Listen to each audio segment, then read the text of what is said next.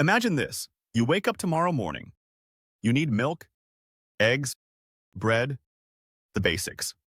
You drive to your grocery store, the one you've been going to for years, and it's just gone. Boarded up, empty parking lot, a faded sign that says permanently closed, no warning, no goodbye, just vanished. You think I'm being dramatic? Over 7,000 grocery and retail locations have disappeared across America in the last year alone. 7,000. That's not a typo. That's not some distant future dystopia. That's happening right now in 2025 while you're watching this video. And here's the part that should terrify you. The chains dying fastest? They're not tiny mom-and-pop shops. We're talking about century-old giants. Billion-dollar corporations, brands your grandparents shopped at. They're dropping like flies, so buckle up, because what I'm about to show you will change how you see every grocery store you pass. By the end of this video, you'll know exactly which chains are on life support, why the entire system is crumbling, and here's the kicker, which store in your neighborhood might be next. Okay, so before we dive into the countdown, let me paint you a picture of what's really happening here. This isn't just about stores closing. This is about food deserts swallowing up entire towns. It's about families having to drive 15, 20, sometimes 30 miles just to buy fresh vegetables. It's about elderly people on fixed incomes who suddenly can't afford the gas to reach the next nearest store. And here's the wild part. The chains collapsing, some of them invented modern grocery shopping. They wrote the playbook. They were supposed to be untouchable. But in 2025, nothing is untouchable. So let's count down the 10 grocery chains that are crumbling before our eyes, starting with number 10 and working our way to the absolute worst collapse you never saw coming. Trust me, number 1 will blow your mind. Number 10, Kroger. Now, I know what you're thinking. Kroger? The Kroger? That massive chain that's literally everywhere? Yes, that Kroger. Here's the deal. Kroger has been around for 140 years. 140. Your great-great-grandparents probably shopped there. It's woven into the fabric of American life. It's the grocery store equivalent of apple pie. But in 2025, Kroger just confirmed something that sent shockwaves through the retail world. They're closing 60 stores over the next 18 months. 60 stores? That doesn't sound that bad, you might say. Oh, but it is. Let me tell you why. See, grocery stores operate on profit margins so thin, they're basically invisible. We're talking 1% to 3%. That means for every $100 you spend, the store keeps maybe $2 if they're lucky. $2. So when wages go up, when fuel prices spike, when refrigerated trucks cost more to run than the store makes in a week, those razor-thin margins evaporate. And that's exactly what's happening to Kroger right now. But here's where it gets really interesting and really sad. Kroger is stuck in what I call the retail death zone. They're not the cheapest. That's Walmart and Aldi. They're not the fastest. That's Amazon and Instacart. They're not the strongest. That's Costco. They're just stuck in the middle. And in retail, the middle is where you go to die. Think about it. When was the last time you chose Kroger because it was the best option? Not out of convenience. Not because it was close. But because you genuinely thought, Kroger is the best place to shop today. Can't remember? Yeah. Neither can millions of other Americans. And here's the part that keeps me up at night. In dozens of small towns across America, Kroger isn't just a store. It's the store. The only pharmacy for miles. The only place to get fresh produce. The only option for families who can't afford to drive an extra 20 minutes. When Kroger leaves those towns, everything collapses. The local economy takes a hit. Elderly residents lose their independence. Families have to choose between spending money on gas or spending money on food. It's a domino effect, and the dominoes are falling fast. Number 9, Safeway. Now, if you're on the West Coast, especially if you're over 50, this one's going to sting. Safeway wasn't just a grocery store. It was a ritual. It was the place you stopped after work every Thursday. It was where you knew every cashier by name. It was where you bumped into your neighbors and caught up on neighborhood gossip. It was home, but in 2025, that home is being torn down piece by piece with no warning. In the San Francisco Bay Area alone, 4 Safeway locations closed within a single year. And I'm not talking about gradual closures with going out of business sales and farewell events. I'm talking about customers showing up one morning, ready to grab their usual groceries, and finding dark windows, locked doors, and a hand-scrawled sign taped to the glass. Permanently closed. Thank you for your patronage. That's it. No explanation, no transition period, just gone. Can you imagine? You've shopped at the same store for 20 years. You know which aisle has the ripest avocados. You know which checker gives the best coupons. You know the manager's kids' names. And then one day, poof, erased. Here's what's happening behind the scenes. Safeway is owned by Albertsons. And when the parent company starts sinking, every brand under that umbrella gets dragged down with it. Operating costs on the West Coast are brutal. Wages are high, and they should be. People deserve fair pay, but the profits at traditional supermarkets just can't keep up. Meanwhile, competition is crushing them. Walmart, Trader Joe's, Costco, they're all cheaper, faster, or offer better deals. So Safeway customers are quietly slipping away. Not because they want to, but because they have to. And the saddest part? It's the older adults who get hit the hardest. These are people who don't want to learn a new store layout. They don't want to drive farther. They don't want to give up the relationships they've built over decades. But they don't have a choice. When Safeway closes, it doesn't just remove a store, it removes a piece of the community's identity. And that loss? You can't measure it in dollars and cents. Number 8. Albertsons. All right, let's talk about the elephant in the room, or should I say, the collapsing giant in the grocery aisle. Albertsons has been around for nearly 90 years.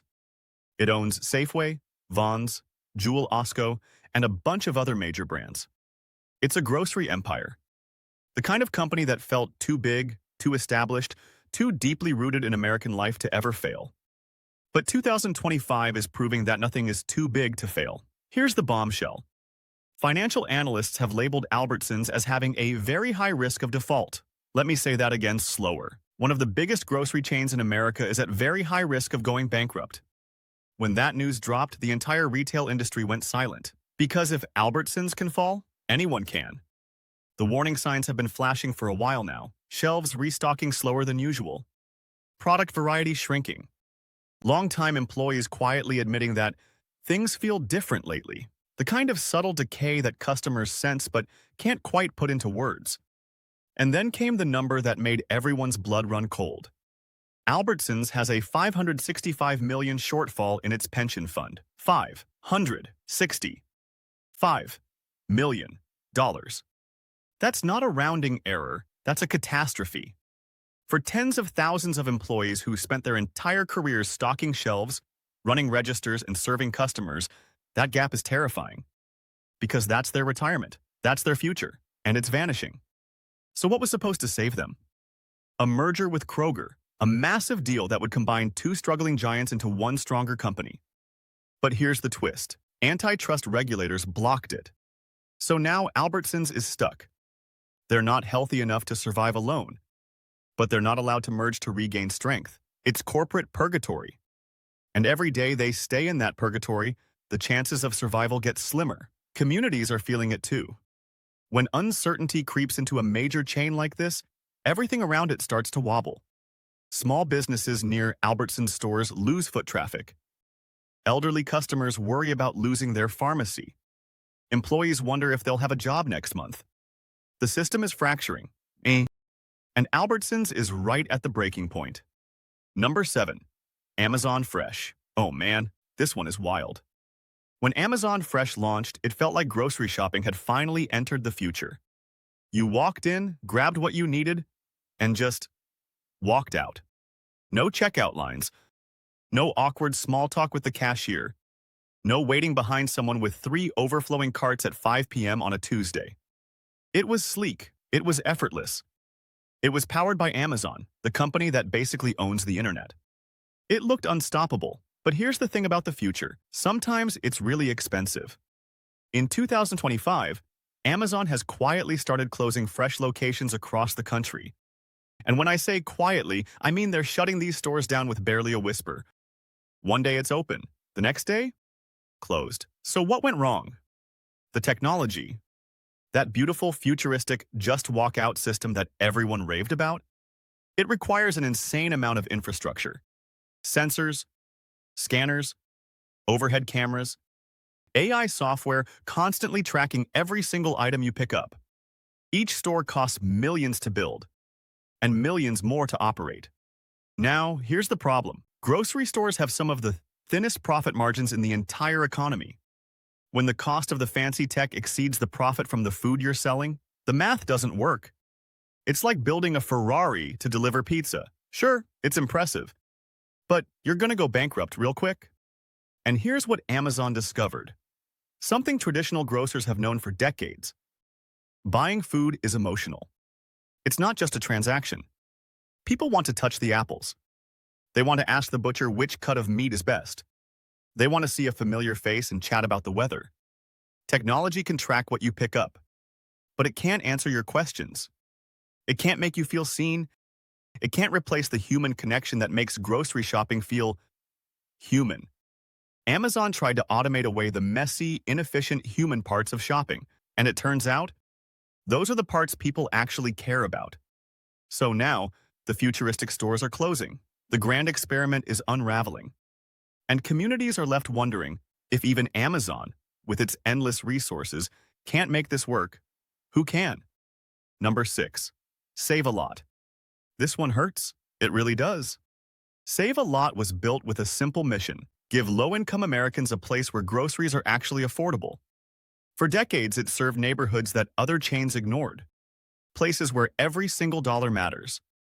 Where families have to choose between buying fresh vegetables or paying the electric bill. Where a $2 price difference can change a family's entire week. Save a Lot wasn't flashy. It wasn't fancy. But it was there. And for millions of people, that mattered. But in 2025, even the store built specifically for the poor is struggling to survive. Over the past decade, Save a Lot has closed or sold more than 300 locations. 300. And the closures keep coming. In Missouri, Ohio, Kentucky, Indiana, stores are quietly disappearing. Shelves thin out. Product variety shrinks. And then one day, without warning, the doors are locked and a sign goes up, permanently closed.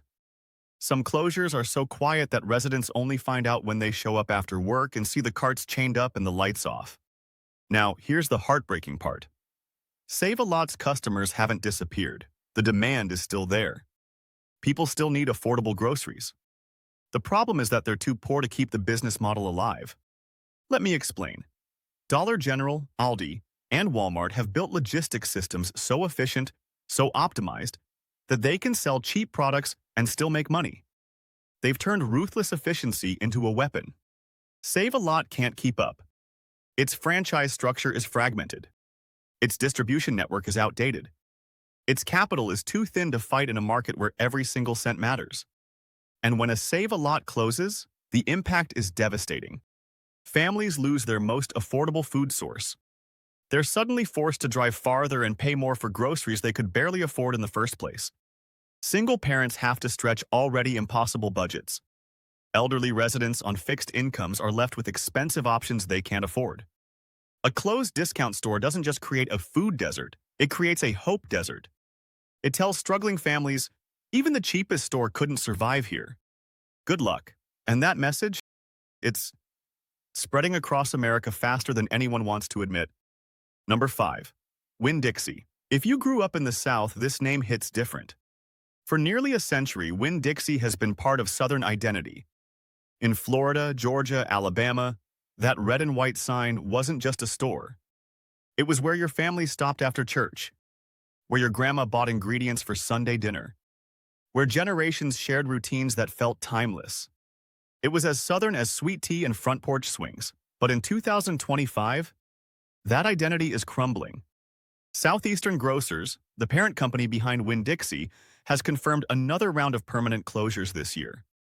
And unlike previous strategic adjustments or rebranding efforts, these closures aren't about optimization. They're about survival. Here's what's killing them: rising transportation costs. Fuel prices have skyrocketed, and refrigerated trucking across long southern routes is expensive. Every mile cuts deeper into profit margins that were already paper thin. Meanwhile, wages across southern states have risen, which is good for workers, don't get me wrong, But operating costs no longer align with the modest sales that older Winn-Dixie stores rely on. So the brand is trapped, caught between nostalgia and necessity. Customers who once swore by Winn-Dixie are now chasing lower prices at Walmart, faster convenience at Publix, weekly deals at Aldi. They're not abandoning Winn-Dixie because they want to. They're doing it because inflation has squeezed their purchasing power for 3 straight years.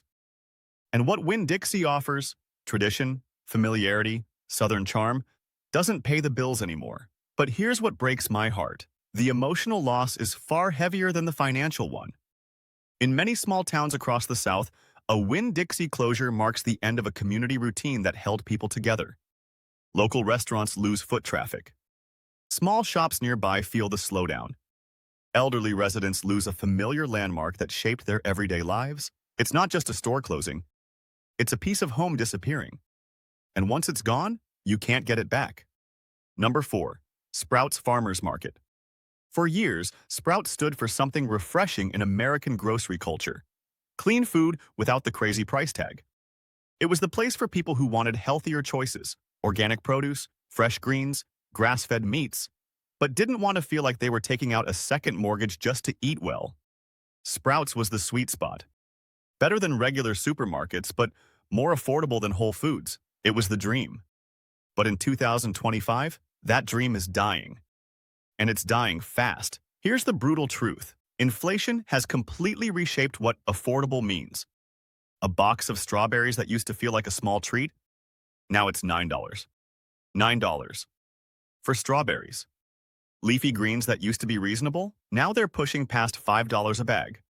Organic meats, forget about it. They're often double the price of conventional options. And for middle-class families juggling rising rent, skyrocketing utilities, and unpredictable medical costs, eating clean becomes a luxury they simply can't afford. So Sprouts has quietly started shrinking. Stores in California, Colorado, Arizona, and New York have reduced staffing, scaled back fresh sections, or closed altogether with barely a whisper. In some neighborhoods, the signs came down within a day. One morning it was there, the next morning, gone. Here's the deeper issue. Sprouts exists in a brutal middle zone. They're healthier and fresher than regular supermarkets, but not affordable enough for families trying to stretch their budgets. Trader Joe's undercuts them with cult-level efficiency and obsessive customer loyalty. Whole Foods attracts the premium shoppers who don't blink at $7 avocados. Sprouts? They're stuck in no man's land. Too expensive for budget shoppers, not premium enough for luxury shoppers. And the emotional shift is real. I've talked to so many people who say the same thing. I just can't afford to be healthy anymore. They leave Sprouts with fewer items. They visit less often. Or they switch stores entirely. For many families, Sprouts was a symbol of balance. A place where eating well still felt within reach. Losing that balance feels like losing a piece of hope. Number 3. Lucky's Market. Oh, Lucky's. Man, this one stings. Lucky's Market was the promise of a new kind of grocery experience. Organic food without the intimidating prices. Healthier choices without the premium branding. A warm, cozy atmosphere that felt like shopping at a farmer's market, but with actual parking and air conditioning. For years, people celebrated Lucky's as the friendlier Trader Joe's and the more affordable Whole Foods. It felt like the best of both worlds, but in 2025, that promise has shattered into a million pieces. Here's what happened. The cost of producing, transporting, and storing organic food has surged. Farming materials, refrigeration, labor, everything became more expensive. And for a chain built on the idea of healthy but accessible, those rising costs cut into the one thing Lucky's could never lose: its delicate profit margins. By late 2024 and early 2025, the financial strain became impossible to hide. Lucky's recorded double-digit revenue declines. Stores in Colorado, Florida, and Ohio began closing in rapid waves. Some locations shut down within days of the decision. Customers were stunned. Employees were blindsided. And here's what makes Lucky's story so tragic. It stood alone. Unlike Trader Joe's, which runs on an exceptionally optimized private label model, or Whole Foods, which is backed by Amazon's endless resources, Lucky's had no safety net. It tried to compete in a market where the rules had already changed, where big players had deeper pockets, where small players needed flawless efficiency just to survive. Lucky's was beloved. But love isn't enough when the economics don't work. Shoppers who once made Lucky's part of their weekly routine now face the same troubling pattern affecting communities across the country. Fresh sections shrinking, local specialties disappearing, whole stores going dark with barely any notice, and people keep saying the same thing. The dream of affordable organic food doesn't fit the America we're living in anymore. That's the reality now. The dream is over. Number 2, Piggly Wiggly. All right, let's talk about history. More than a century ago, in 1916, Piggly Wiggly changed American shopping forever. It was the first supermarket to let customers walk the aisles on their own, pick items off the shelves, push their own carts. What seems totally ordinary today? It was revolutionary back then. Piggly Wiggly didn't just create a brand, it created the modern grocery experience. Every supermarket you've ever been to, they owe a debt to Piggly Wiggly. For generations across the South, that pink sign with the smiling pig became a familiar landmark. A piece of local culture woven into daily life. But in 2025, that historic icon is fading into silence. The decline hasn't come with big announcements or dramatic headlines. Instead, stores have simply disappeared, one by one. From 2022 through 2025, locations across South Carolina, Tennessee, Georgia, and Mississippi have closed quietly. Stores that once buzzed with weekend crowds now sit empty. Parking lots cracked. Signs taken down or replaced with random independent shops. Some buildings just sit there, vacant for months, windows gathering dust, like the past was erased overnight. So what's killing them? Piggly Wiggly operates on an outdated franchise model. Fragmented ownership, uneven store quality, a logistics system that can't compete with Walmart's scale or Aldi's ruthless efficiency. Technology upgrades are expensive, and many locations never modernized enough to keep pace with digital inventory systems, streamlined restocking, or the new expectations of younger shoppers. In an industry where every single cent matters, tradition alone can't pay the bills. But here's what pains longtime customers the most. The way these closures happen, no celebration of the store's legacy, no final thank you, no recognition of the generations who shopped there. One morning, the doors are just locked. The iconic pig is gone. And for some towns, especially small southern towns where Piggly Wiggly was the grocery store, it's like losing a piece of their identity. A place that shaped memories stretching back decades, just erased. No goodbye, no closure, just absence. And that silence, it's deafening. Number 1, Family Dollar. All right, deep breath. Family Dollar's collapse is unlike anything happening to any other chain on this list. Most grocery stores decline because of slow revenue drops, rising costs, competition they can't outrun. But Family Dollar's downfall, it comes from something far more shocking. A crisis so severe, so unexpected, that it shut down hundreds of locations overnight and left entire communities stunned. Here's the number. In less than 3 years, Family Dollar has closed 390 stores due to financial losses and restructuring. That alone would be bad enough. But that's not what pushed it to the top of this list. The real blow? A massive rodent infestation inside one of its primary distribution centers. Yes, you read that right, rodents. The infestation was so severe that federal inspectors were forced to shut down 404 additional stores across multiple southern states. Not gradually, not with a transition period, instantly. When inspectors entered the warehouse in Arkansas, what they found was horrifying. Food packaging chewed through, contaminated shipments, widespread waste that made products completely unsafe to sell. The fallout was immediate. More than 1,000 items were recalled across the region, one of the largest recall events the low-cost retail sector had ever seen. Customers lost trust. Suppliers pulled back, and Family Dollar, already struggling with razor-thin margins, suddenly found itself fighting a crisis it couldn't contain. But here's the part that keeps me up at night. Family Dollar serves the poorest neighborhoods in America. Places where grocery options are limited, where transportation is difficult, where every single dollar matters. Many of these towns don't have a Walmart neighborhood market. They don't have an Aldi. They barely have a local grocery store. For millions of households, Family Dollar is the closest and the cheapest choice for essentials. Canned goods, toiletries, cleaning supplies, school snacks. When a Family Dollar closes, people don't just lose a store, they lose their only nearby option. The impact is immediate and personal. Single parents are forced to drive 10 or 15 miles for basic necessities, if they even have a car. Older adults on fixed incomes have to stretch their budgets even further, choosing between food and medication. Families already living one small crisis away from financial instability, they're left with fewer choices and higher prices.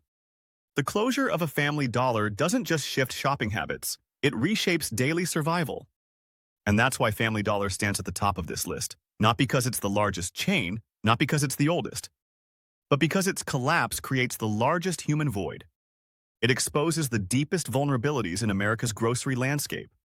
A landscape where the poorest communities have the fewest safety nets, where one corporate disaster can erase an entire neighborhood's access to affordable goods overnight. When Family Dollar closes its doors, it doesn't just lock out customers.